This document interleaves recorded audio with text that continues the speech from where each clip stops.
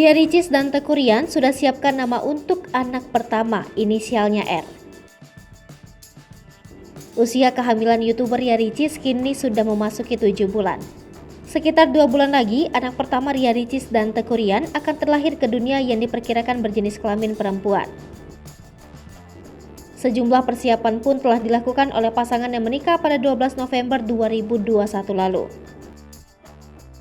Dikutip dari YouTube Seleb On Cam News, Minggu 5 Juni 2022, mereka sudah mempersiapkan nama untuk calon buah hatinya. Hal ini diketahui langsung dari kakak Ria Ricis, Cindy Kurnia Putri. Cindy membocorkan jika nama anak Ria Ricis dan Teuku Ryan diawali dengan huruf R.